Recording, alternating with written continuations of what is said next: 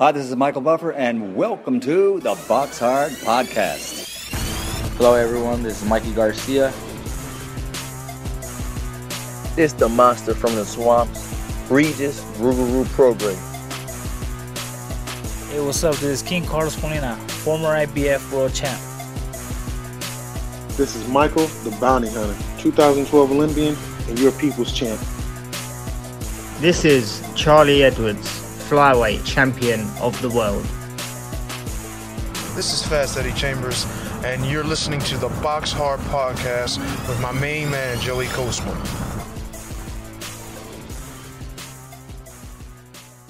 Hello everybody and welcome to episode 344 of the BoxHard Podcast. I'm your host Joey Coastman. I'm joined as ever by former heavyweight world title challenger Mr. Fast Eddie Chambers. Eddie, how you doing, my man? I'm good, my man. How about you? Always good when speaking with you, Eddie. That is the truth. We're going to waste no time. We're going to dive straight into the review part of the show. We're going to start here. A card that took place on Friday the 13th of May, last Friday at the Indigo at the O2 in Greenwich, London, United Kingdom. It was live on Channel 5. Couple fights to mention on the undercard before I get onto the main event. Brad Pauls with a win. He's now 16-0, a split decision win over 10 rounds against Ryan Kelly, who's now 16-4. Elsewhere, we had a win for Harvey Horn. He's now 10-1, a points win over 6 against Alejandro Torres, who's now 2-11. Harlem Eubank with a great win, a knockout in round 2 against Sean Masher Dodd, who's now 17-7 with a draw. It was a left hand from Harlem Eubank. I've got to say, the second round knockout for Eubank, the money paid out the odds would have been massive on that. That was unexpected. Brilliant stuff for him. 14-0 now, Harlem Eubank. Certainly from a real talented family when it comes to boxing, at least. And the main event, Linus Udofia now 17-1. He lost a split decision over 12 rounds against Denzel Bentley for the vacant British middleweight title. Denzel Bentley now 16-1 with a draw. It regains the British title. I got to say, that fight could have gone either way, to be completely honest with you. I felt that Linus Udofia boxed really, really, really well early on, and then I kind of suspected it really, that Bentley would come on strong quite late on, and that is what happened. And like I said, it was really, really, really close. It was a split decision in the end, as I said. So yeah, very, very narrow there on the cards for Denzel Bentley. Marcus McDonnell had the widest card, 8 rounds to 4. I'm not sure about that. It seemed to be a lot closer than that. I think you could even arguably give Linus Udofia the first 4 rounds straight away there.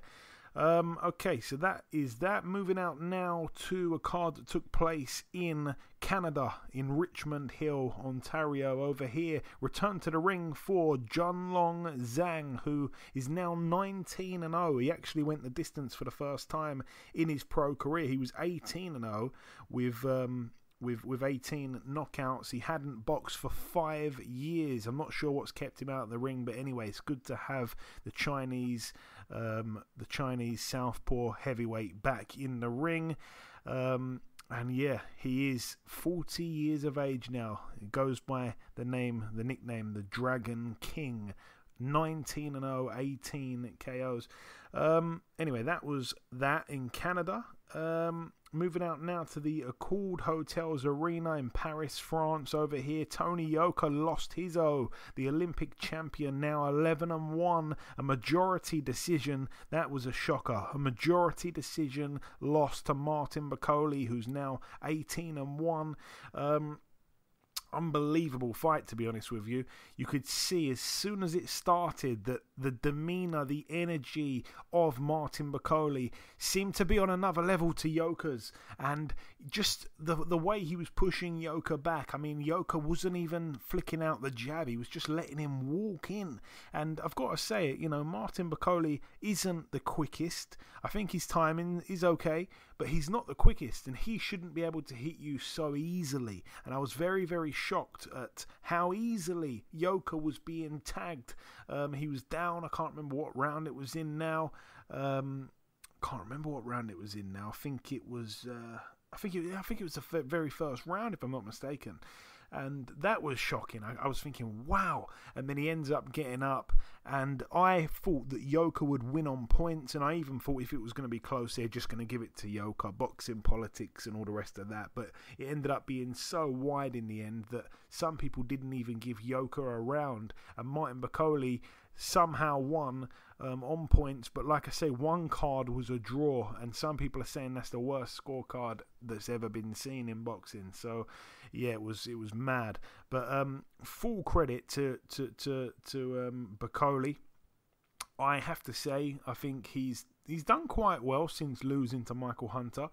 He was a little bit kind of quiet for a while. I think he had a couple fights. He was able to beat Sergey Kuzmin. But, you know, it's good to see him get this win here, because I feel like that's what his career needed. You know, African heavyweight based in Scotland, and it hasn't really been easy for him, to be honest. He was on, I can't remember if it was, he was with Cyclone for a couple of fights, I think, and was that on ITV, I think, back in the day. I've even forgotten what channel that was on. But he was on terrestrial TV a couple of times, and then since then he's been on a couple of Eddie Hearn shows. But it's all just been a bit slow, and you know, we've kind of seen his progress come to a bit of a stop. So it's great to see him back, you know, with momentum here. I guess he has to build from this here, and it's just a great win for him to beat and take the O away from an Olympic champion in their backyard, by the way. I think that that's a great achievement for him, so I'm very pleased for him. Moving out now to the BJK at Katlar Arena in Istanbul, Turkey. Over here, it was a weird one. Avni Yildirim, former mandatory challenger to Canelo. He rematched a guy that he completely shut out in his last fight, Yusuf Kangwell. This time though, Kangwell knocked Yildirim out in round 9. Shocker there for the vacant WBC Asian Boxing Council super middleweight title. Some people saying potentially fight of the year. I think Kangwell put Yildirim down. Then in the mid rounds, I think Yildirim come back and dropped Kangwell. Then Kangwell comes back and stops Yildirim in round 9. Sounded crazy, but I didn't actually see it. Avni Yildirim, I mean, what on earth is he doing now? This one took place at the Dignity Health Sports Park in Carson, California, USA. It was live on Showtime. Let's start with let's go straight to the main event. Jamel Charlo now 35-1 with a draw. A KO in round 10 over Brian Castagno, who's now 17-1 with 2 draws. Obviously, it was a total undisputed fight there for the WBC, WBA, WBO, and IBF super welterweight world titles. Castagno down twice in that 10th round, and he loses his O as well, obviously, in this rematch here. I felt the first round was a really good round. It was, for me, impossible to split them. Charlo was fighting off the back foot. He was countering. Castagno seemed to be bringing the heat. He was aggressive. I gave that first round a 10-10. Round 2, I gave to Charlo. I think the round ended very excitingly. Both guys landing big shots on each other's chins. Round 3, I gave to Charlo. Round 4 was a bit of a crazy round. It was an unbelievable finish to it. Both men looked staggered at the end a little bit there. Again, I was kind of on the fence. I'm not sure who to give the round to. Round 5 was another unbelievable round. Ebbs and flows. Every punch in the book was landed by both guys. I gave the round to Castagno. Round 6, I was starting to think at that point it was potentially turning into fight of the year type stuff. I mean, I gave Castagno the round. I had, I think, 3-2 to Charlo and 1 even round in there. It was very good action up to that point. Round 7 I gave to Charlo. Round 8 was a really close round. I mean, I'd probably edge it to Charlo. Round 9, Charlo at this point wasn't overcommitting at all. He was picking his moments to throw punches well, and he was using his superior footwork. He was using his superior hand speed, and every time he got caught, he'd fire back and land something in response. You know, he was fighting a smart fight. I gave him that 9th round. Round 10, of course, Charlo initially puts Castagno down with a left hook. Castagno kind of fell to his knees. It was a little bit of a delayed reaction. The referee allowed him to get back up, and even though Castagno, I felt, was clearly all over the place, the legs were gone, It probably should have been stopped right then and there. But the first punch that connected with him put him down again. And, of course, the referee then waved it off. It came out of nowhere as well. Castaño getting caught with that first punch that put him down the first time. That kind of just came out of nowhere. It really happened very fast. And all of a sudden, Charlo gets the knockout win. I was very impressed with him.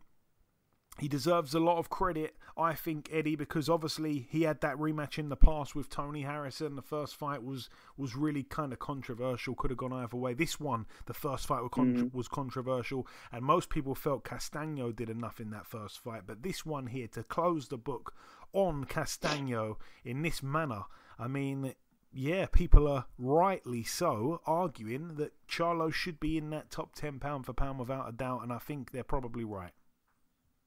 Yeah, I agree. I mean, and I'm not the biggest Charlo fan on earth, but I think the performance he put out was a great performance. He showed a lot of different dimensions. He showed toughness. He showed boxing ability.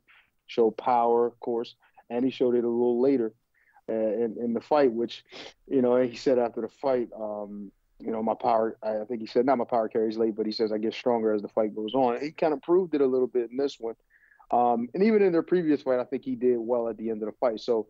I mean, he proved that if people are willing to vote that in, but vote him in, he probably does deserve to be at least in the conversation. He's an undisputed champion, first one at 54. So you got to give him credit where it's due. And like I said, I'm not the biggest Charlo fans because of, some of their antics at times. But, I mean, he's one of the best fighters in the world. You got to give it to him. And as far as how the fight went and the knockout in particular, I think the way he fell with the delayed reaction, I think that it was such a surprise to me, and is because of how well Castaño was taking his punches and how he would just come back and they would just keep going back and forth. Even when he started to box a little bit, I think he was getting hit cleaner, and he was having to fall into certain traps, and he was also, like you said, returning off of everything, just making sure that he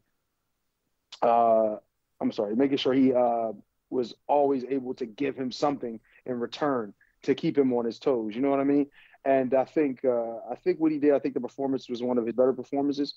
And you spoke about it that, he fought Tony Harrison in a rematch and ended up winning. He did the same here.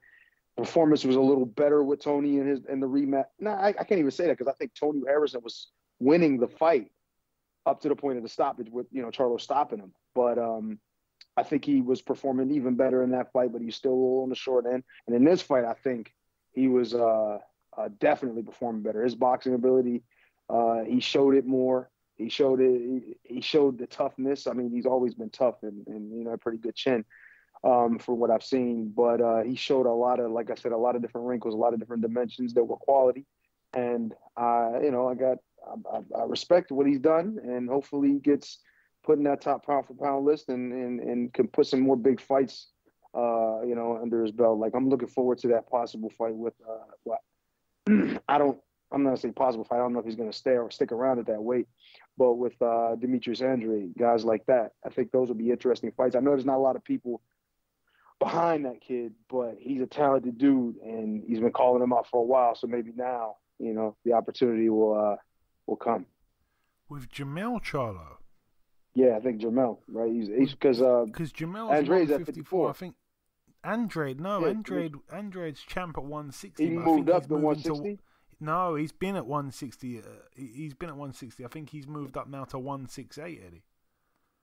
Oh yeah, you sure? Yeah, Charles. Because I remember, I thought he was at 154. No, he had a belt at 154. Well, you know what? He did fight. That's right. Yeah, that's right. He did move up. Yeah, you're right. He had that belt at 154. Yeah, that was a while ago. I guess I'm living in the past. but it can be confusing between the two Charlo twins because obviously that is right. I think I might have been. Yeah, Jamal has been calling him out. Yeah, Jamal's been calling him out. They're both at 160, but I think Andre has now moved to 168 anyway. So I don't think he's going to fight either Charlo at the minute. Wishful thinking. But anyway, there's some other big fights out there for him. I've seen two guys in particular. Costa Zhu's son, Tim Zhu, said he wanted to have a shot at him, and he also Towering Inferno, Sebastian Fondor was also talking like they wanted to get at him. So those are exciting fights to, you know what I mean? I would love to see those, but we'll see. We will see. And on the undercard, Philly's very own friend of the show, Jaron Ennis, now 29-0, a KO in round 2 against Custio Clayton, who's now 19-1 with a draw. Clayton down in that second round. I don't think he beat the count in the end. I can't remember if he beat the count or didn't now. I think he might have maybe got back up and didn't fancy it.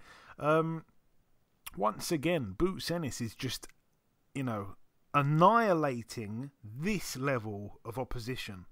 And I've said it before, I think he looks tremendous. He does. I mean, God, he does seem to have it all, and he is such an exciting talent, and certainly one to watch for the future. I don't want to say the future of boxing just yet. Let's be sensible, but it all looks fabulous. It does, but my only problem is, I liked it when he boxed Lipinets and stuff like that. A former world champion, a guy that doesn't just get beaten up easily, doesn't get stopped, has only lost to good fighters. But this here, I know the guy was undefeated, and I think there was, to be honest, I think I could probably give him a pass, because I think it was some sort of eliminator. So we can give him a pass. But I just think, wow, 29-0 now, and the resume isn't that thick, if you get what I'm saying. Still hasn't been past 6 rounds, and that's not because no one can possibly take Ennis past round 6. It's just because the matchmaking has been so bad. That almost speaks for itself. It's like when Deontay Wilder hadn't gone past 4 rounds or whatever it was like, wow, it's so impressive to the casual fan. And then you go, hang on a minute, who's he been boxing? Oh, he's boxed absolutely no one. And then when he did step up in levels, he wasn't able to get people out as easy. And I'm talking about getting him with someone like Stiverne. That was the guy that took him 12 rounds for the first time. It was like, wow, that goes to show the really poor level of opposition. And I'm not saying that Ennis's level of opposition has been as bad as Deontay Wilder's first 30 odd fights, but he's at 29-0 now, and I think he's only been in with one former world champion. And I just think it's just not good enough to warrant that many wins. And he's that good that he's taken everyone out in 6 rounds as a welterweight. They need to step up the opposition for him. I don't want to go off too long on it, Eddie, but can you agree or disagree with anything I've said there? I can agree. In certain ways, but most of these guys aren't standing in line to fight him either, and I think that's where the difficulty's coming in. You know what I'm saying? So it's like when you want to put him in there with a top level guy, it's like, well, let's look at the guys that are out there. You know what I mean? And do you think that they're willing to take a chance on, like, if you think of a guy like, and he's at 47, so if you're thinking of a guy like Earl Spence and then a guy like Terrence Crawford, now those are the 2 best guys in the division right now. Okay, so we know that probably won't happen right away. But even Danny Garcia, you know what I'm saying, is like looking at that like, nah, why would I jeopardize my opportunity to get back in with a bigger fight, a huge fight, and fight this kid who may stop me or beat me, you know what I'm saying? And then you got guys like Keith Thurman and even a few other guys that are coming back and they want to get back into the good graces. They're not going to want to step in with this kind of kid. You know what I'm saying? So you're going to have to go far down the list. And that's what's ended up happening. That's what's in these guys are like, well, I ain't got no choice. I got to fight. Like, even like Castillo Clayton said at the end of the fight, he was like, man, I had no choice. I had to fight you. You know what I mean? There's no other way. I gotta earn my keep. And there's nobody else that wants to fight you. So I got to do it. If he could have won, he'd be like, oh crap. He puts himself in a hell of a position. But nobody's going to want to fight Boots. So it's going to be a really, really difficult time for him on his way up and to get that fight, that signature fight that he needs. He's got a couple decent ones, but he does need a bigger fight to get into the rankings to where he needs to go in order to get the fights that he wants.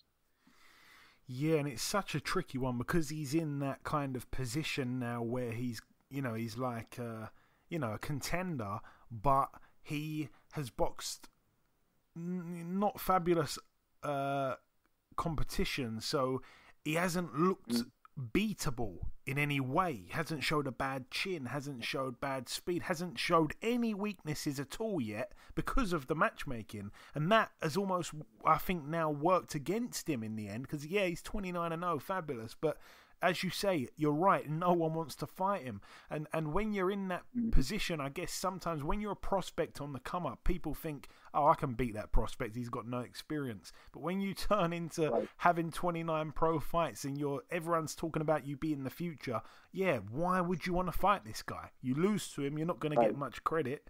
And if you beat him, you're not going to get much credit, and if you lose to him, you're in a terrible place. So yeah, he doesn't really have much. It's high risk, low reward, and that's the position he's in. But no, it's interesting because again, I would say like I just don't want anyone to scream at me here, but I'm going to compare him momentarily to Conor Benn. And I'm going to say, Conor Benn, he showed some vulnerabilities. That's why I think people are more interested in, for example, fighting Conor Benn, because he's shown these little things that perhaps people could exploit.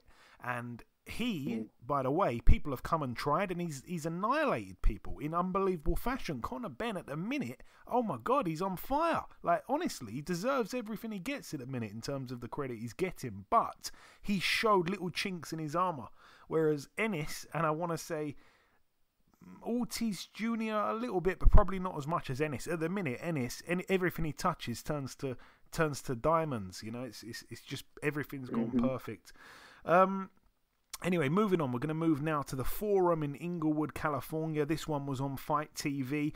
I've got to be completely honest. I fell asleep and woke up several times during this fight card, and I haven't watched it back. But what I can tell you is that all three of Fernando Vargas's sons picked up wins, two of them with first-round knockout wins. Those being Fernando Vargas, he moved to 6-0, a first-round knockout against the previously undefeated Terence Jarman, who's now 3-1. Emiliano Vargas made his pro debut. Apparently, he's the most talented of the three. I think they all agree on that. He made his pro debut with a first-round KO against Mark Salgado, who's now 1-2. And Amado Vargas turned 4-0 with a fourth round unanimous decision over Anil Dudo, which we mentioned last week. Don't need to go in on him again, and that even sounded wrong. Moving up the card once again, I don't know if you heard about this, Eddie. You probably did, to be honest, but Evan Holyfield, the son of Evander, knocked out brutally in round 2. I say knocked out brutally. Oh, no. He didn't get slept, but he fell face first on the canvas against a guy who's a part-time boxer, part-time electrician, who has now got a record of 7-5. He had work on Monday. I don't know if he ended up going in or not. He was very, of course, excited and happy with his performance. But yeah, he knocked out Evan Holyfield, who was about to become 10-0. And Evan Holyfield, I'm going to just paint the picture here. If you were to bet £100 or $100 on Evan Holyfield, you'd get back $1 or £1 on top of your stake. That's how sure they were that he was going to beat this guy who had a record of 6-5. And yeah, Jermaine McDonald is the guy's name. He was a 16-1 underdog, and he knocked out Evan Holyfield face first, and he got back up and he was completely gone, and the referee waved it off, and he shoved the referee, and it was a terrible few minutes for Holyfield's son. Shocker. Elsewhere on the card, Kubrat Pulev got in with Jerry Forrest. Kubrat Pulev now 29-2, Jerry Forrest now 26-5 with 2 draws.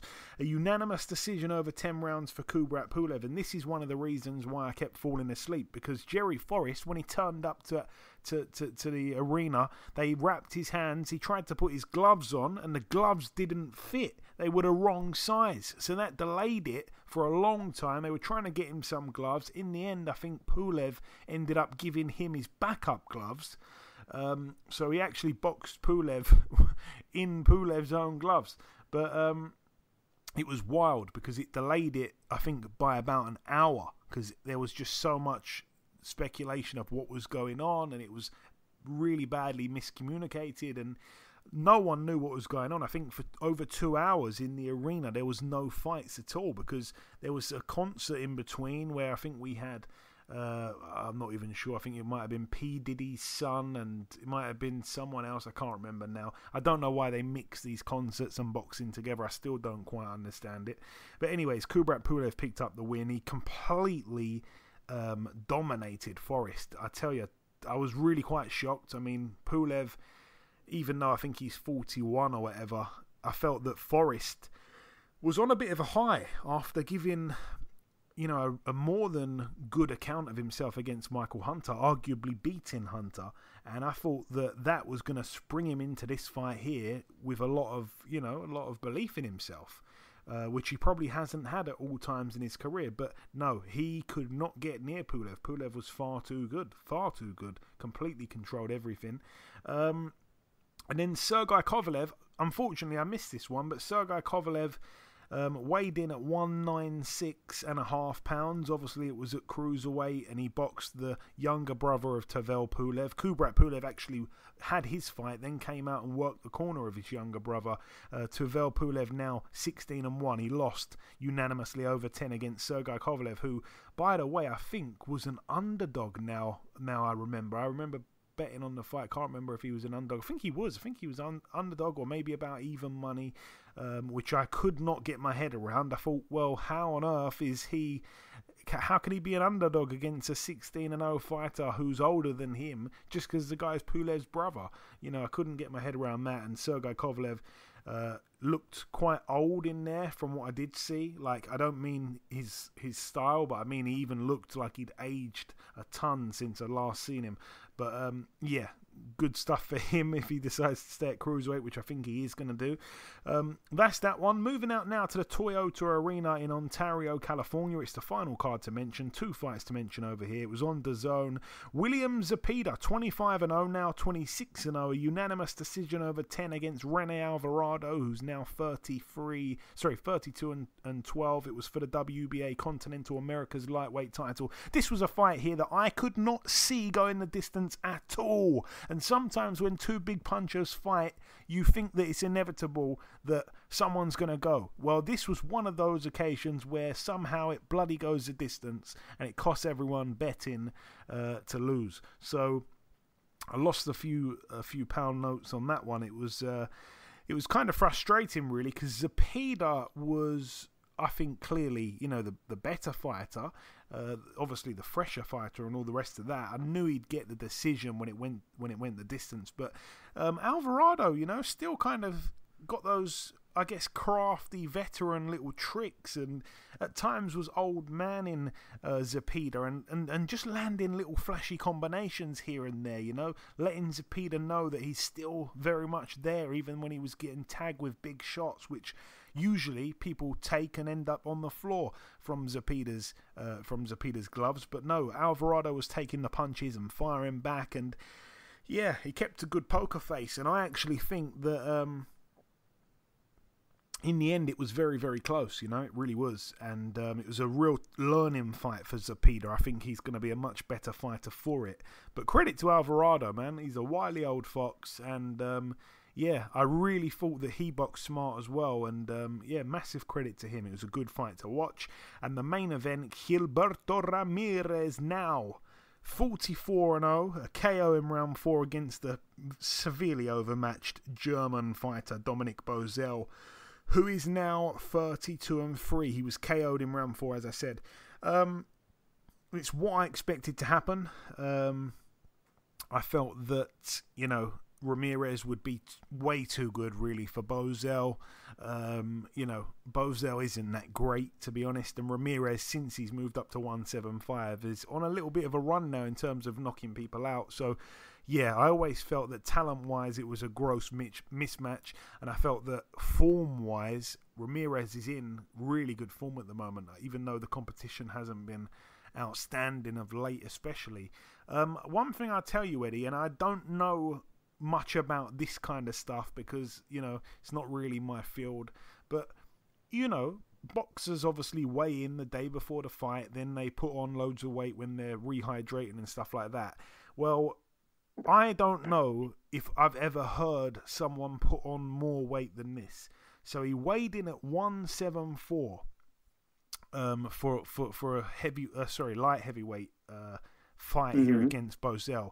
They said that when he got to the arena the next night, he weighed in at 175. It was 174 and 3/4, right? So let's call it 175. The next day, when he arrives at the arena, he weighs 204 pounds. He's put on 29 pounds in one day. What? 29 pounds in one day. Yeah. See, that's why sometimes they have those rehydration clauses in the contracts. Like, you remember, I don't know if you remember this fight. You're kind of young, but Arturo Gatti and Joey Gamache. I just talked about this with somebody else. Yeah, and Arturo Gatti mentioned it before on the podcast. A few months I probably did. I know I was talking to somebody else about it.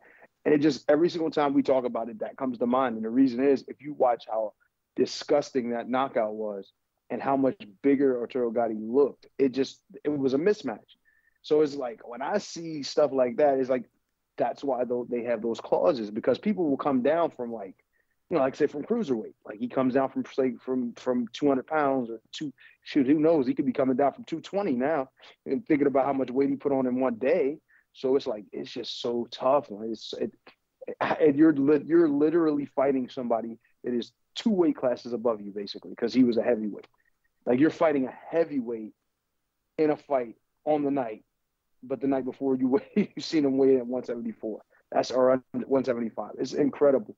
And they got to have these clauses. You got to make these guys at least have to some degree, make some kind of weight. Not necessarily like, oh, you can't eat or you can't live, like, be comfortable, but you gotta have something, because those types of things that, you're fighting somebody out of your weight. You might as well just go fight heavyweight then. You know what I'm saying? So it's unfortunate for the other guy. I feel bad, but that's what I've been dealing with my entire career. So I can't feel too bad. Yeah. I mean, I just thought, wow, 29 pounds in a day, that's insane. And I believe they weighed the other guy, and he was, on the day of the fight, around about the mid-180s. So on the actual night, there was about a 20-pound difference in there. Crazy. And he looked a lot bigger, of course. Anyway, that is it, though, for the review part of the show. The final thing for me to do is to welcome this week's special guest. Ladies and gentlemen, please welcome the hard-hitting lightweight contender. It is, of course, Mr. Keith Hunter. Keith, welcome back on the show, my man. Man, it's glad to be back. I appreciate you, Joey BoxHard, my man. my man. So, Keith, we haven't spoke since back in January of 2020. So it's been quite a while since we had you on the show. It was just before that rematch against Sanjabek Rakhmonov. What an excellent performance you put in that night, by the way. But yeah, since then, including that Rakhmonov fight, you've boxed 5 times, including, of course, going on the road to Mexico and controversially losing your O. What happened there for those that don't know, Keith? Man, good question. I really try to be as truthful and as honest. I hate to use and throw around the word robbery because it's already saturated. But basically it was scheduled for 8 rounds and it did go the distance. I felt like I did my job as far as winning him on points, but I did lose a point in one of the rounds. They deducted me or took off a point due to stiff arming, which me being a longer person, I use my arms in order to get out of, or to keep my distance and to get out of, tight spaces.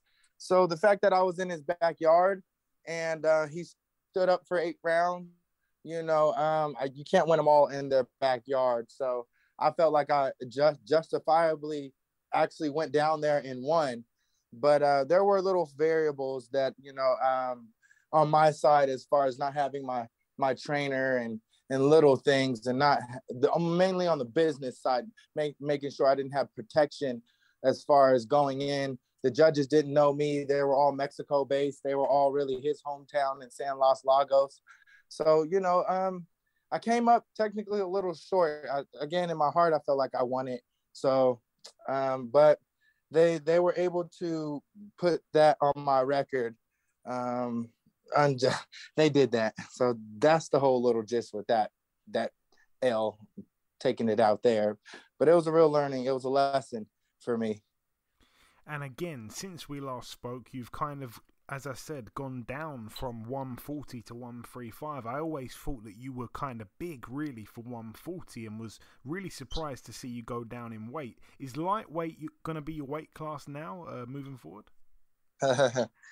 You are correct. I did come down from 47 originally, campaigning in the beginning of my career at 47, and slowly I've been getting advised to, make the weight at a lower weight.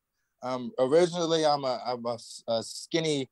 I was a skinny person who managed to gain muscle through boxing, or managed to gain, my strength through boxing. I wasn't some guys are, bigger or fat and then get skinny, and I was the opposite. So that's why I'm able to really, lose these pounds and stay around there. I do plan on, right now I'm stepping on the scale at 135 and not starving. I'm actually, I can make it pretty easy. So that is the money weight right now, and that is where it's interesting, and that's where I want to stick my foot at in the game for a while longer, see what I can accomplish there.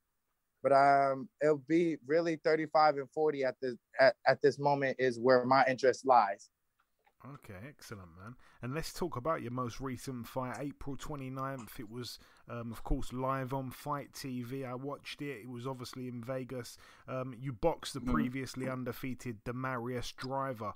You beat him, yes, of course, unanimously over 10. How did it feel to take somebody else's O for the first time? That's a good question, too. Having my zero taken away from me, it's really... I really, when I lost, I beat myself. That opponent didn't really necessarily beat me, but that gave me, I can't lose no more, technically, meaning I've dedicated myself, and that gave me a lot more discipline in areas for myself to make sure that doesn't happen. So the fact that now that I'm past losing my own zero, now to reflect on now I accept it, having a blemish record. Now to flip on the other side of the coin is to take someone else's zero after having mine's taken away. It is, I do like that accomplishment that I've achieved, but, really I hope that was a good enough performance to really, take on the headline, the people who are at 135, like Haney and Cambosis and Shakur Stevenson and Tank Davis or Rolando, all of those guys. I'm just working to get into the pool and the realms and the talks and the conversation in there. And hopefully that was a good, taking his zero away, hopefully kind of got me a little closer to that. Yeah, and just another real interesting fact, obviously a loss early on, as I've said many times before, can either kind of make you or break you. Your brother lost his 13th pro fight. You lost your 14th pro fight, so that's close there. Damn, okay. Yeah. I know, okay. Yeah, I see how you're looking at it. And in the ring, Keith, in the ring against Driver, one thing I noticed is, sometimes we all know it as fans. We watch on, and sometimes when a boxer lands a good punch, normally the guy that gets hit shakes his head and it gives it away. But with Driver, every time he got hit, he seemed to poke his tongue out. It was a bit strange. What did you make of that? I didn't really know too much about him. I had no life experiences inside or outside of the ring. So I didn't really know his character at all, besides of what people possibly were telling me, and then the videos I could actually look up on the internet. It did show that he had he had a tendency to, voice his opinions more than other people. When I looked them up before I was going to fight him, I could kind of see that he was a mouthy person. But what you don't see is that I guess some people will label him as kind of like a clown or a funny guy, or he doesn't always take things serious. So the fact that when he took, a good punch on the chin, then he stuck his tongue out, some people's characters are designed in different ways. They're not always take situations seriously. We found out that during my situation of fighting him, that he was really just playing a clown role. He didn't really want to take things serious. He kind of just wanted to take me light, or, until things got a little bit stressful for him. So that kind of his character I was able to expose it through the fight by him sticking out his tongue like that. That's kind of what I see it as. And Keith, during the fight, you started to really target Driver's body from about round 5. Was that part of the game plan? Because prior to that, I felt my constructive criticism was that you was a little bit, I guess, stuck in headhunting mode early on. Correct. Before entering the ring, I did have a game plan of going to the body, but being inconsistent as far as fighting and inactive, I do sometimes fall in love with my power when I touch a guy, as opposed to had I had the, been able to fight, more regularly, I would be able to, calm down a little bit just by, being active. But it was definitely a learning curve. When I touched him, I thought he was for sure going to go down with at least 2 or 3 shots, of my right hands. So he was able to stand upright, due to multiple factors. But, he was able to stand upright, and I gave his chin a good test that night. Yeah, you certainly did. And now that you just mentioned there about falling in love with your power, it's actually sparked a memory. Now that I said the last time we spoke was just before that Rachmaninoff rematch, I remember that was a fight where you hurt your hand or your shoulder, and while you were fighting as a one-armed fighter, that was actually the best boxing I'd seen you display up until that point, because I felt you were so good with one hand because you were just boxing, and that is where I thought, wow, like, you don't always see this with you, because sometimes you have fell in love with the power a little bit. Moving on, getting back to the present here. No, I think that Driver was a good fighter. I hadn't heard of him, but clearly he had skills, good movement, a really good chin, as you alluded to, and he could potentially cause a lot of guys problems. It was a really good win. Your older brother Michael worked your corner, and I should know the answer to this question. I really am embarrassed that I don't know it, but is that the first time that Mike was properly in your corner? Ooh, that's actually a good question. Because without giving a immediate answer, I want to say that he has, but honestly, I'm not really. I think that was the first time he worked my corner. If he has, that I can't remember, then he would have came down to Mexico in my early stages of my career. But as far as something on this platform and on this scale of this importance, at this point, this is the very first time he worked my corner, outside of Mexico. If he did it prior to, this will be the first time. Okay, man, cool. And the fight itself, like I say, the last real question on the fight itself, I actually had the fight scored 4-4 after 8 rounds, and I gave you round 9 and 10, Keith. So for me, you clinched it 6-4. The last round was crazy. Obviously, you caught him with that huge right hand. He was out on his feet. For the rest of the round, he was backpedaling. He was wobbly. He kept looking up at the clock, and what a chin. But no, it was a great win. Obviously, and you gave him 4 rounds, huh? I gave him 4 rounds. Okay. Well, I could see maybe 3. 4 is pushing it, but I can't debate too much with that one either. I understand respectfully. I get what you're saying. 4 rounds, huh? Sometimes I'm harsh on the people that I love. But I mean, all right. I like that you were so honest, because that's what I appreciate more than anything. The honesty that you gave him 4 rounds, but then the fact that I did close it strongly on the last 2 rounds. There's no debate there. No, for sure. And not this coming weekend, but next weekend. Keith, a man that you sparred in the past, Gervonta Tank Davis, defends his lightweight world title against Rolando Romero from Vegas. I don't know if you know Romero personally, but how do you see the fight going? I actually sparred Romero too in the past. Oh, wow. At different times. That's what not too many people do know, is at different times I did spar them. I had some very small ring experiences as far as sparring at Floyd Mayweather's gym. Both of them at different complete times and stages of their career, where they have both developed from the time that I had got in there with them.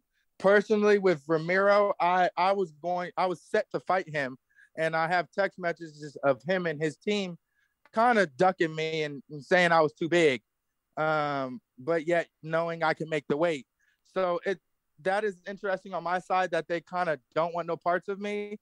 But you're asking, who do I think will win the fight? Yeah. How do you see it playing out? A lot of people think it's a whitewash for Davis. Yes, Davis, I believe, ultimately is going to come out victorious. He's going to have his hand raised. Now, in the fashion of a knockout, I do believe he can accomplish that as well. But Rolando he's outside of whoever likes his character or not, just trying to assess his boxing abilities.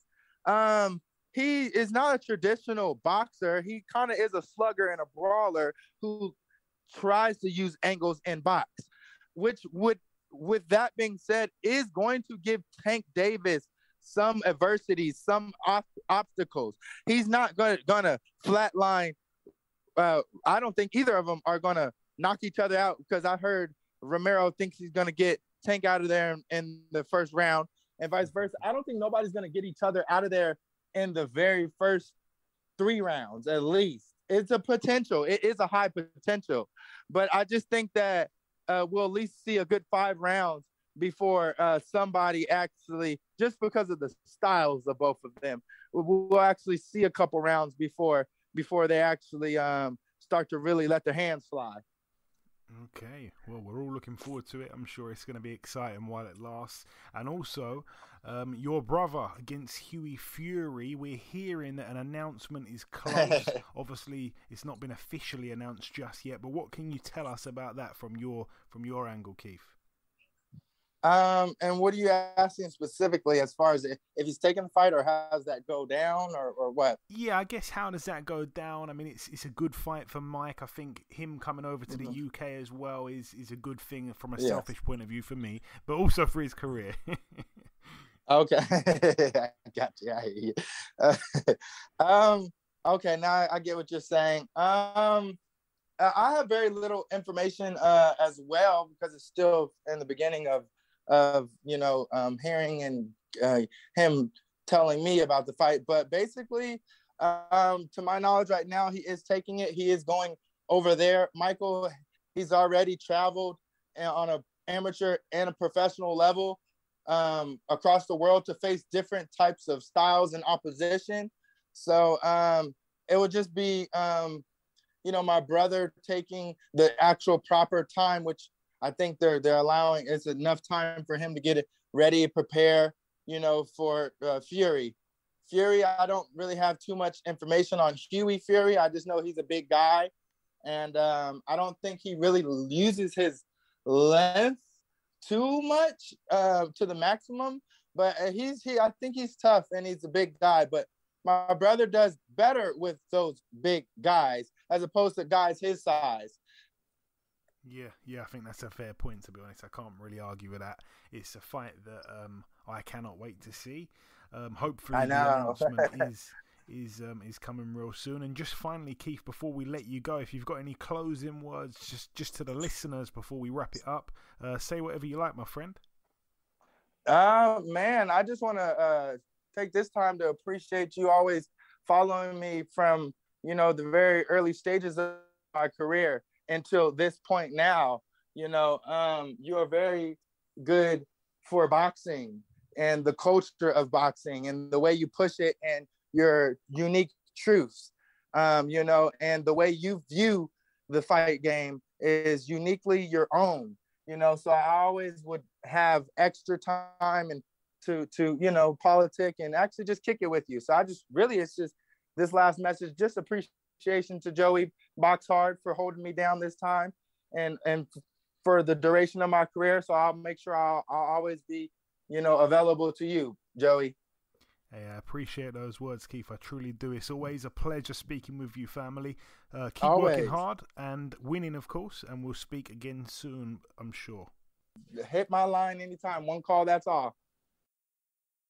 Okay, now it's time for part 2 on this week's show. This part, of course, the news part of the show. I'm going to really keep it brief on this, but 2 British world champions, or former world champions I should say, have decided to retire pretty much about 1 or 2 days apart from each other, and those men of course being Kell Brook and Amir Khan. We're not going to see that rematch. There was no real need for it in the end, but Kell Brook retires from boxing.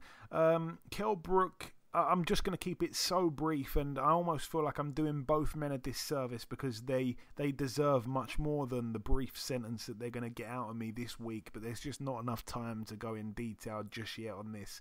But Kell Brook, obviously, was quite a padded record for a number of years, but come through fights in good fashion. When he did get his opportunity, went on the road to California, went out there and got his opportunity against Sean Porter and boxed, to an excellent game plan. Then, of course, when he's celebrating his win, he ends up getting stabbed in the leg. They said he might never walk again.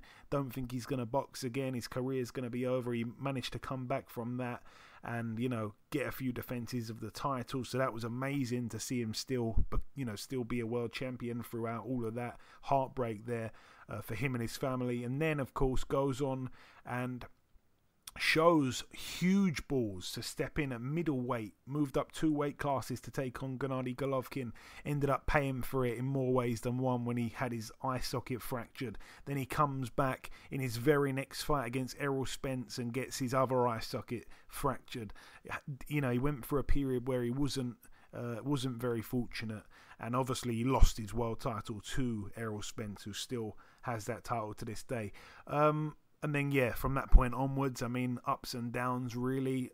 He won fights, but he didn't look spectacular, and it seemed like he's over the hill. And then, of course, he was dreadful against Terence Crawford. And then, he had the fight with Amir Khan, which is a fight that he has wanted for years and years and years and years and years. And he managed to do what he wanted to do with Amir Khan and stop him in a packed arena. And it was on pay-per-view, of course, in the UK. It could have been a much bigger fight if it was made 5 years earlier, but he managed to get what he wanted, what he set out for, and I think that meant to him meant more than winning a world title again, or winning the world title perhaps even for the first time on the road in the USA. As for Amir Khan, it's going to be brief, and it feels like a disservice massively, but one of the best fighters, one of the best fighters we have produced as a nation for many, many, many, many, many years. Some people, he's kind of like Marmite, we say over here. You either love him or hate him. And I was a Khan lover. I think he does need to stay retired. Don't want to see him coming back. But yeah, he's been past it for years now. Let's be completely honest. He's been past it for years. Should have never even fought Terence Crawford. He was past it then. But I tell you what, as I say, there's some people that hate him, and I will never understand how you can hate this guy. This guy had balls bigger than life itself at times. The fact that he went out there and balls to the wall sparring with Manny Pacquiao when he was like 21 or 22 years of age or whatever it was, and then of course goes on to take on the kind of fighters that he did, many world champions, Zab Judas, Devin Alexander, Paulie Malignaggi, and all these other guys, Marcos Maidana, of course. God, like, we never got the Floyd fight, and that would have been fun, but other than that, Canelo, it was just unbelievable. What a brave fighter. There will never be another one like that, I don't think. And it's sad that he is underappreciated by so many people in this country, and I really don't know why. He's a quality guy inside and outside of the ring, and he's done so much for charity, not just in his own country as well. Even when this whole war kicked off with Russia and Ukraine, he flew out to somewhere. I think it was maybe a country next to Ukraine that were taking in, Ukrainian children and stuff, and he went out there and built them a playground, like to a nice playground right outside their houses.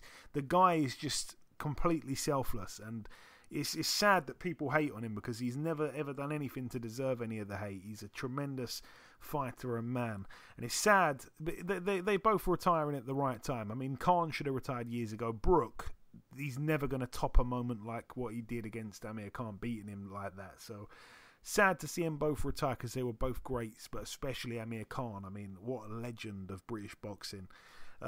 Anyway, that's it for the news part of the show. Sorry if that was a disservice. I tried to talk as much as I could. None of it's pre-planned. It's all just off the top of my head. And yeah, it's sad to see them both go. Both massively made their mark in British boxing, and I'm a huge fan of both, which not many people are. I'm a huge fan of both. I enjoyed watching Kel's fights. I enjoyed watching Khan. You had to watch through your fingers most of the time. Anyway, moving on, like I say, to tomorrow night, Friday, May the 20th, at the Bilbao Arena in Bilbao, Spain. It's going to be on DAZN. We have Kerman Leharaga, 34-2, getting in with another Brit, this time James Metcalf, who's 22-2. It's over 10 rounds there. Something about Leharaga, he just loves beating up British guys. So hopefully one of the Brits can finally beat him, because the only guy he's lost to is David Avanesian.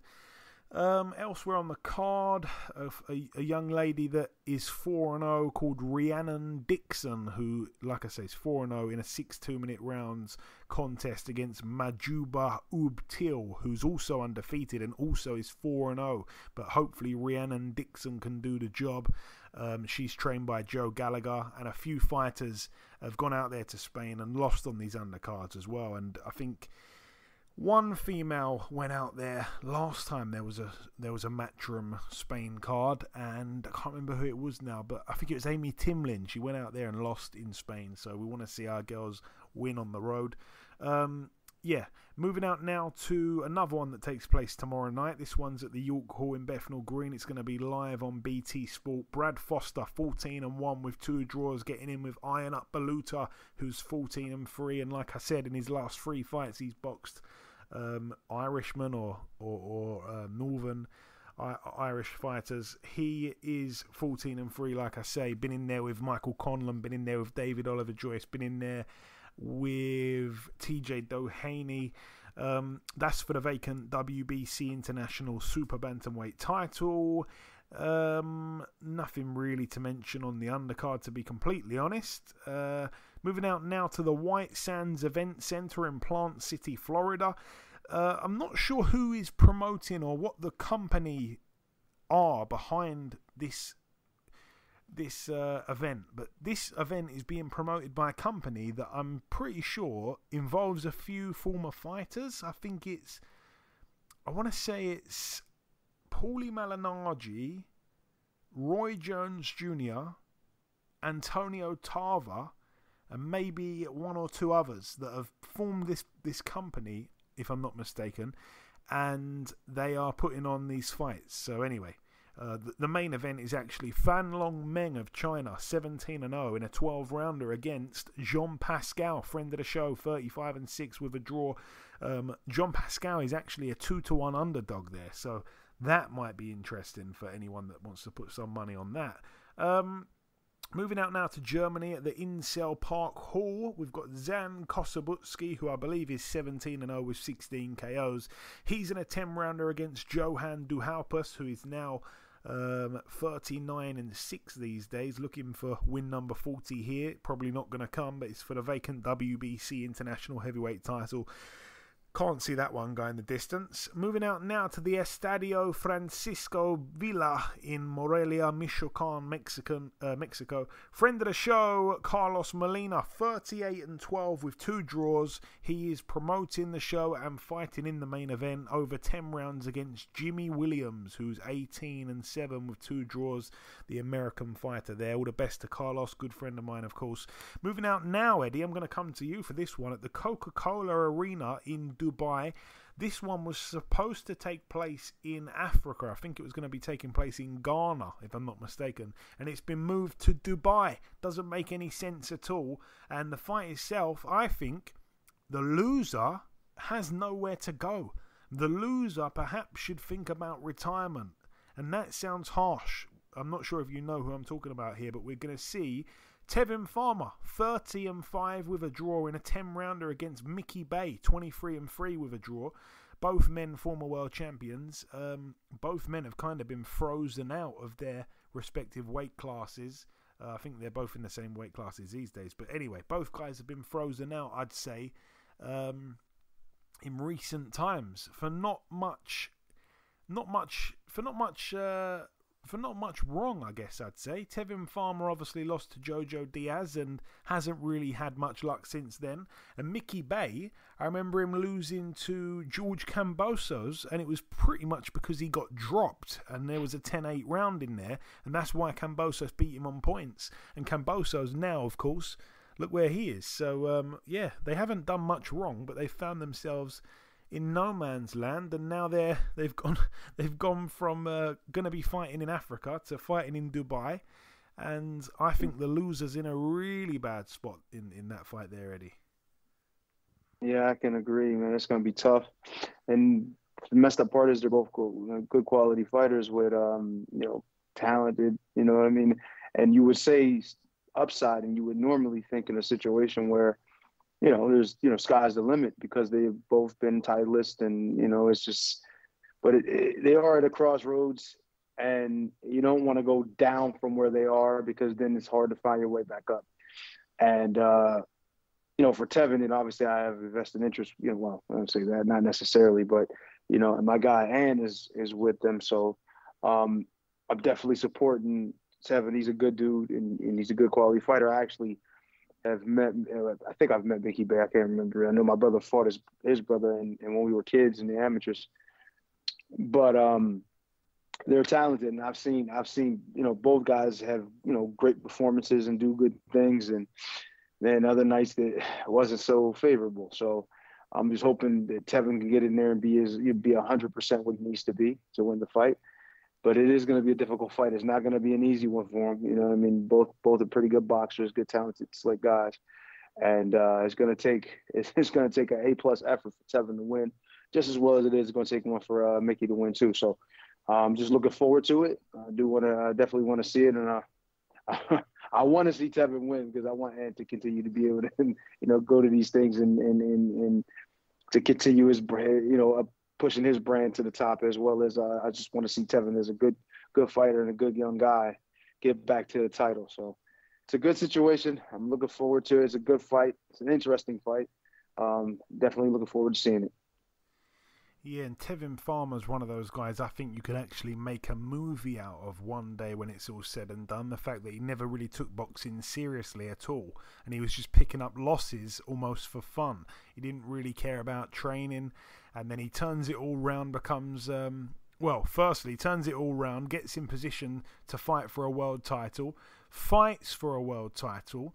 That's when he loses, but the opponent was on some kind of drug, and then it goes down as a no contest, and he probably should have won that fight to begin with anyway, but didn't get it.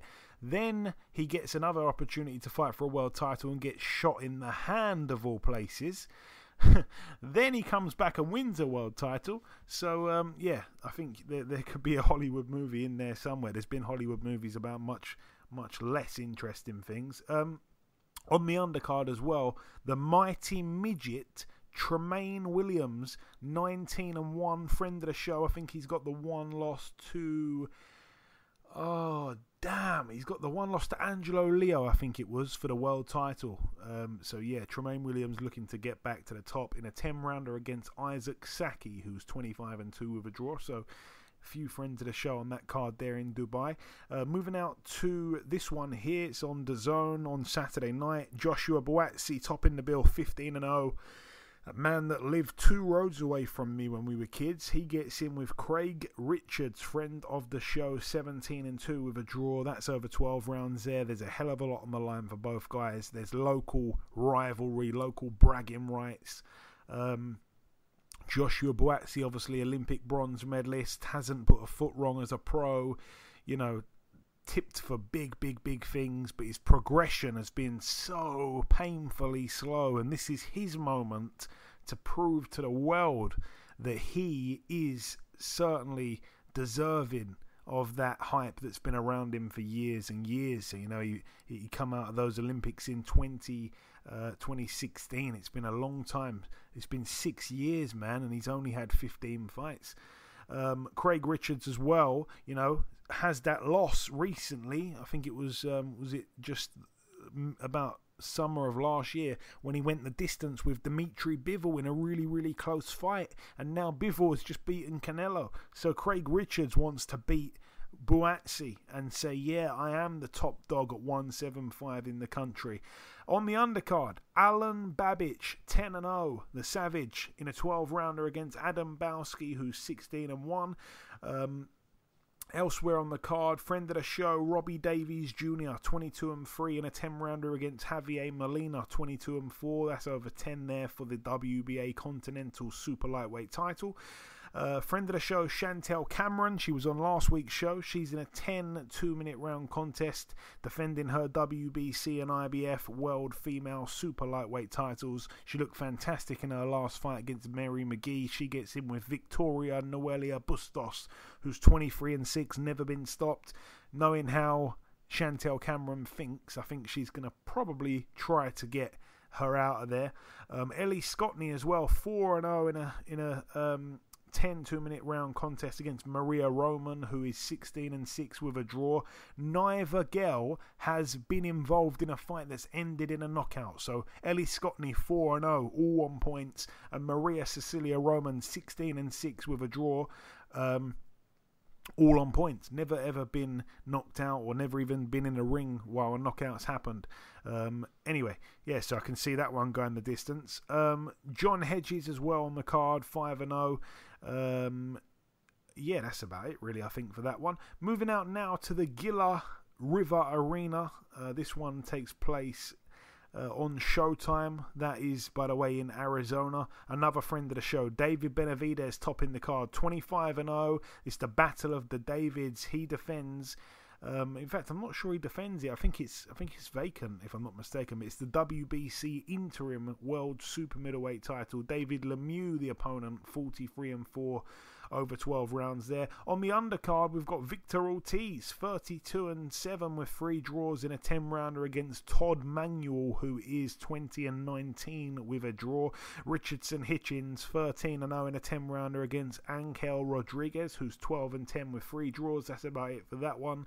And then the final card to mention takes place at the Resorts World Las Vegas in Las Vegas, Nevada, USA. Not sure if it's going to be on TV just yet, so I'm not sure what's going on with that. I want to say it's going to be... No, I'm sure it will be on TV. No, I think it's a top-ranked show, so it should be on Sky over here. I'll have to double-check that one, but it should be on ESPN or ESPN Plus or whatever out there. So ignore what I said originally. But anyway, on this one, we've got... friend of the show, Jamel Herring, 23-3 in the fight back after losing his world title to Shakur Stevenson. He's in a 10-rounder against an undefeated fighter, 15-0 with a draw, Jermaine Ortiz. And the main event, Zanibek Alim Kanuli, 11-0. One of the most exciting, I guess, prospects, if you want to call him that. Some people would class him as a contender already. Yeah, one of the most exciting guys. He's in a 12-rounder against Britain's very own Danny Dignam, who's 14-0 with a draw. I think most people feel that Dignam is very much out of his depth here, but I mean, this is what you're in boxing for, to take risks. He's getting in here for the WBO interim world middleweight title. So all the best to Danny Dignam, but I think it's a very, very tall order for him. But anyway, that is it though for the preview part of the show. In part one, we did the review part. There was a lot to go over. We welcomed our special guest, which of course was Keith Hunter, very good friend of mine. And then in part two, we brought you the news, which was pretty much discussing Amir Khan and Kell Brook's retirements, which they hated each other so bad. Then they had a fight. Then they shook hands and had a nice hug, and now they've retired within days of each other. It is such a fairy tale, this sport, and then it's been topped off there with the preview part of the show, and there was a lot to go over there as well. The final thing for me to do is to come in with the outro, which I'm going to do in just a couple seconds. Okay, and this wraps up episode 344 of the BoxHard Podcast. I've been your host, Joey Coastman. Eddie Chambers has been with me for the duration of the show. A special thank you to this week's special guest, the hard-hitting lightweight/super lightweight contender, Mr. Keith Hunter. The biggest thanks of all, though, goes out to you, the listeners. That's about everything from myself. Enjoy your weekends, people. Stay safe, and we shall see you all again next week.